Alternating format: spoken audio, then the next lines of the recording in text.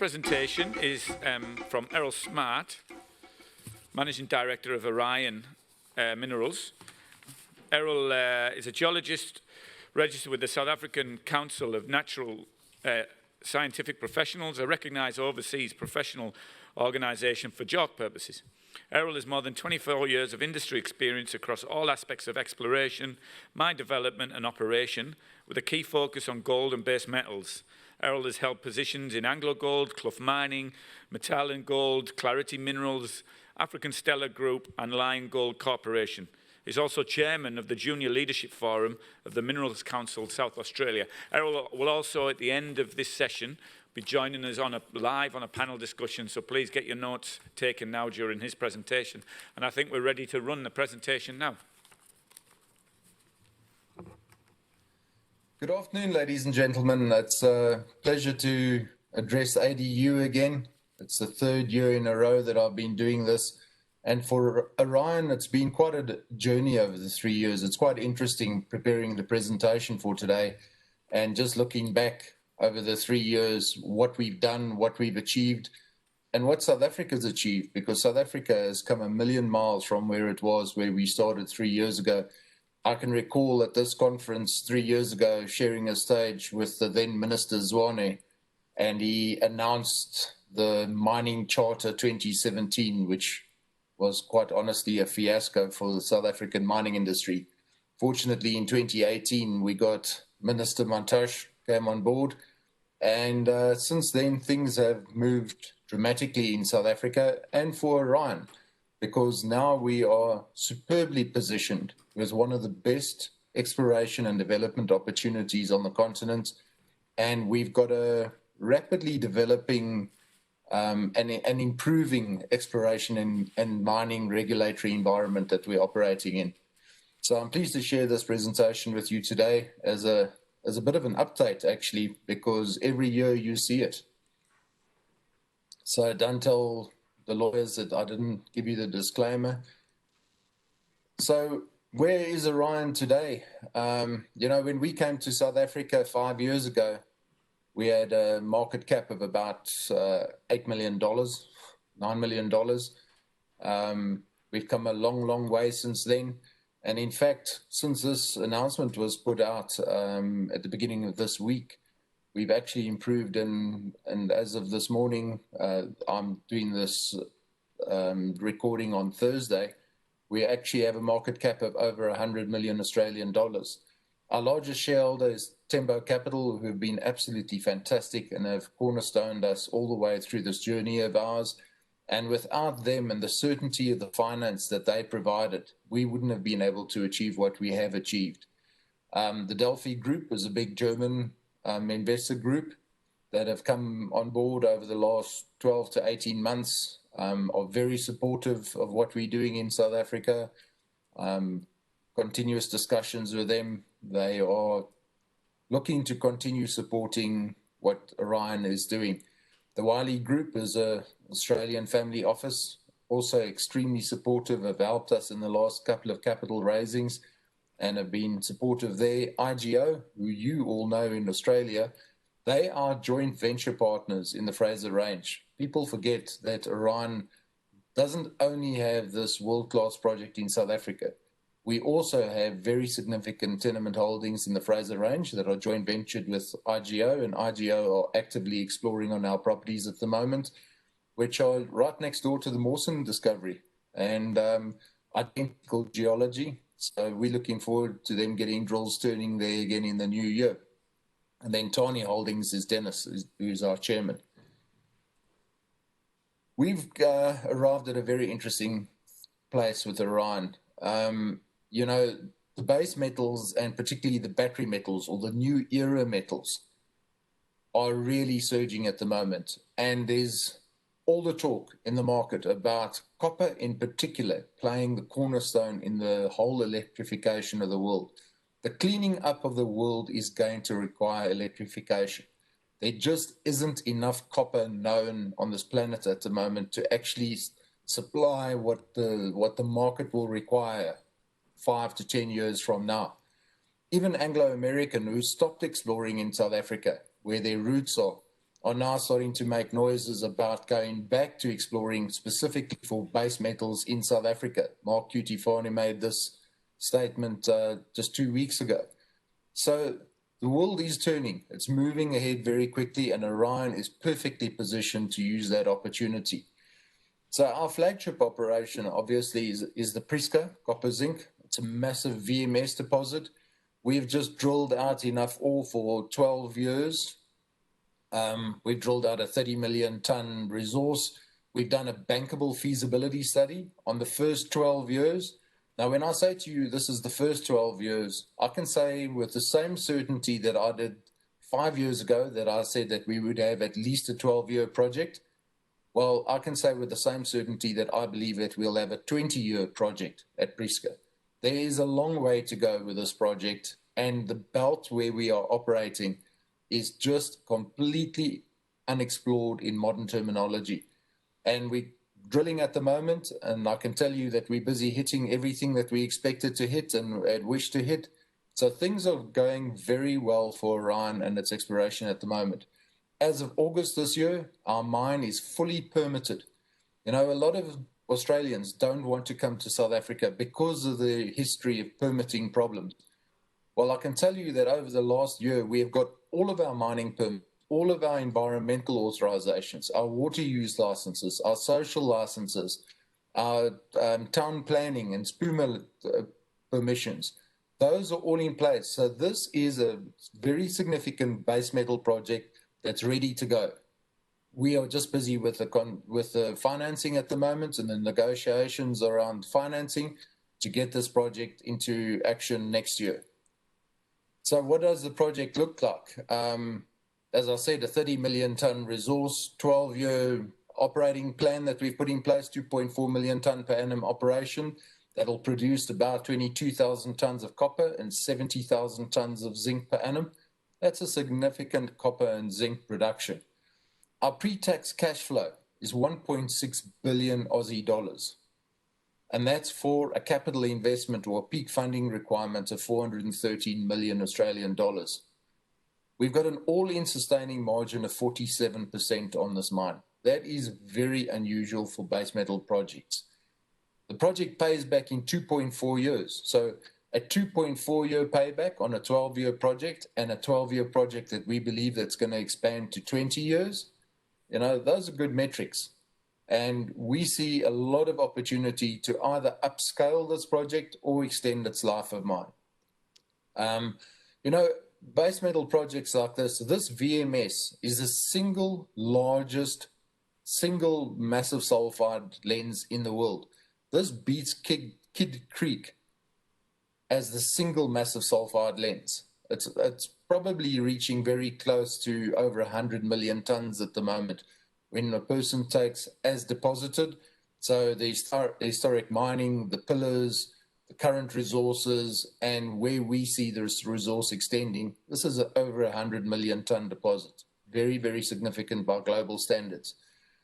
Because of the scale of this ore body, it's 2.6 kilometers of continuous strike. It's 9 meters average width. It's a huge slab of mineralization, continuous, uninterrupted. There's only one fault on the entire mine. It's all above pay limit.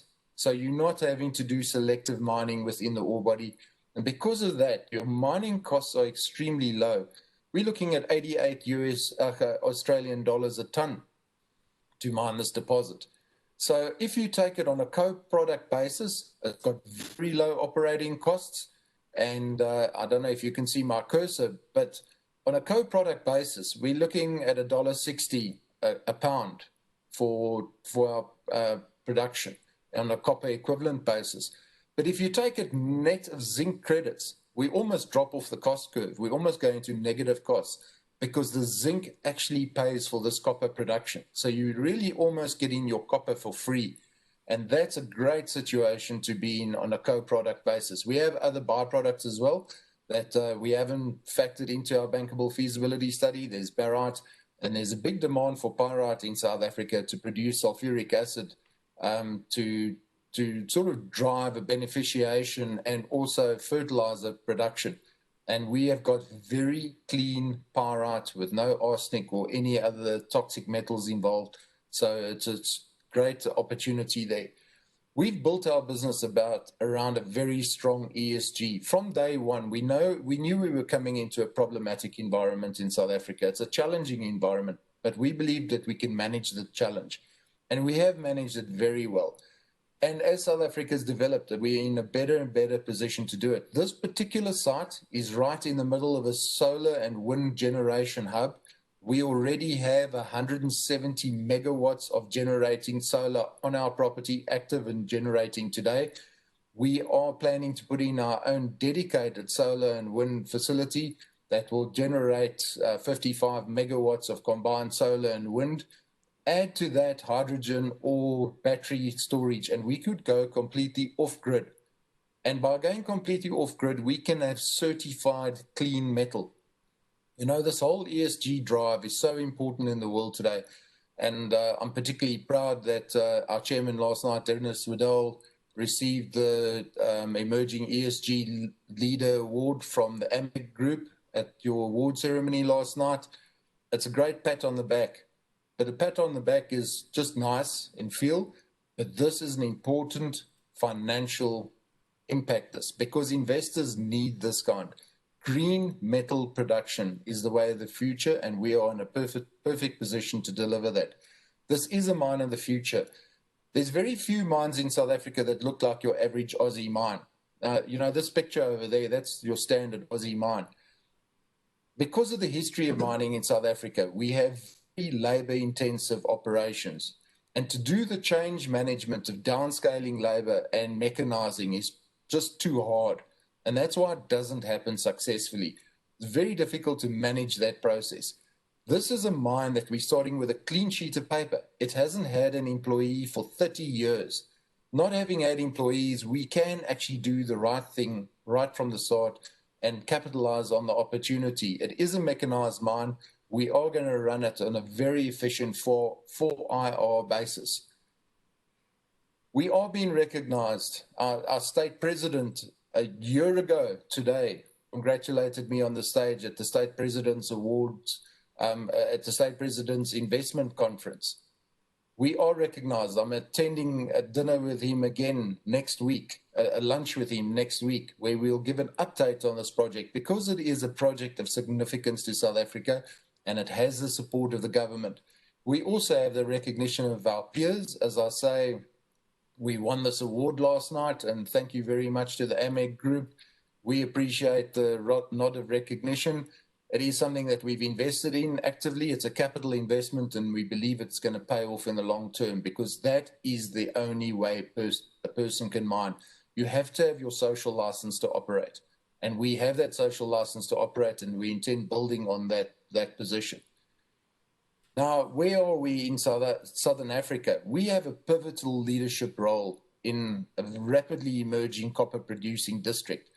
Within a 400-kilometer radius, in an area where we're the most southern of the properties, there are 175,000 tons a year of copper mooted to come into production over the next 5 years. These are the companies that hold these projects. That's their press, that's their websites, that's their aspirations. These are great projects. We are one of those, and we are very specifically positioned and very interestingly positioned, because in South Africa, the Northern Cape province has really embraced this renewable energy. So we have renewable energy corridors, and they are supported by special economic zones where there's special tax incentives and investment incentives for investors to operate in that area. So we are perfectly positioned there. All of these copper projects in the region are actually connected to us by road or rail. And we are in a very strong position there to play a leadership role and be the cornerstone of future beneficiation. So we are in discussions with a number of parties about where we can slot into this. Possibly there's joint venture opportunities, and even just playing the cornerstone of being the key supplier for a beneficiation process in the middle of this. South Africa needs the economic investment. It's been recognized by government. It's been supported by government. And I think Orion is absolutely superbly positioned to drive that process as a junior explorer developer in the Northern Cape. You know, the Northern Cape has produced over 2.5 million tons of copper over the last 150 years. And bear in mind, it's produced no copper over the last 20 years. Not because the ore bodies have been exhausted. All of the ore bodies stopped the same way that Prieska was. Prieska mined 46 million tons and stopped because there was a technological challenge at the time. South Africa was going through a very tough time in its political progression. That was the end of the apartheid years. There was sanctions and disinvestment. There was the uncertainty of what a future mining regime would look like. There was the certainty that the mineral rights were going to be nationalized by the state. Nobody knew how it would be granted to the explorers and the miners. Well, that uncertainty has now largely been removed. Most of those challenges are overcome. And these ore bodies have been left waiting the same way that Prieska was. And I see a huge opportunity in the Northern Cape to develop a number of significant copper mines. And that's where we've positioned ourselves. So over the next 5 years, I believe that the district can get back to where it was, producing over of copper. That's within South Africa. That's not stretching into Namibia and Botswana. It's just our own district over there.